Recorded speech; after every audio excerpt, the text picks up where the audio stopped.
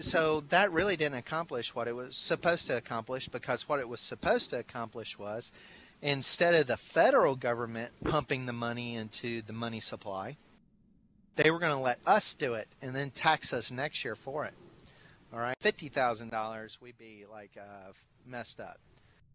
Now, do you guys think all 200 million people are going to pay $350 for this bailout and the bailout and things like that?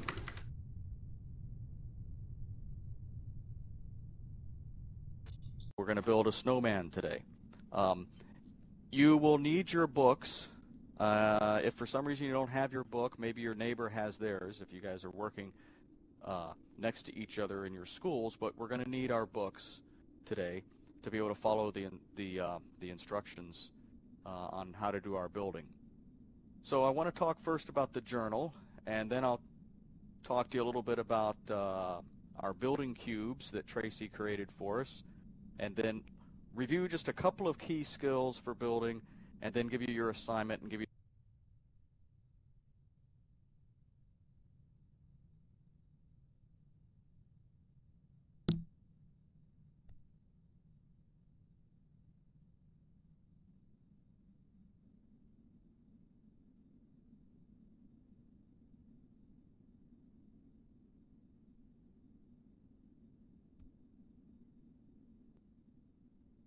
Malthus's theory about this idea of competition over resources leading to death, okay, leading to people not competing as well, okay, surviving as well, I should say.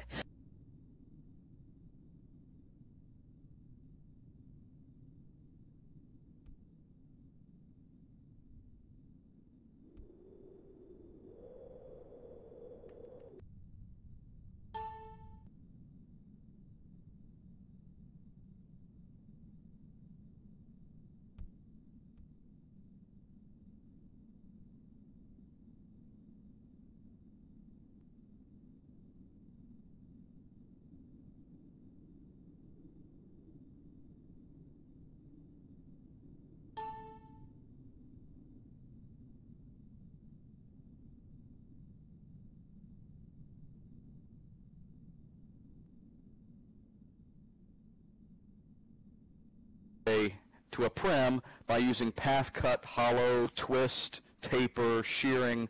In other words, taking what is a normal prim, a sphere or a cube, and putting all of these different effects on it and changing the way they look. The first thing you'll do is make a set of steps, and the steps can be made with 4 cubes that are stretched, but they can also be made with 2 cubes using the path cut. So I want you to try doing it both methods so that you can see the difference in the 2 methods, mainly because inside of Second Life there can be a limit on how many prims you can actually have at a very long time. But there are different animals.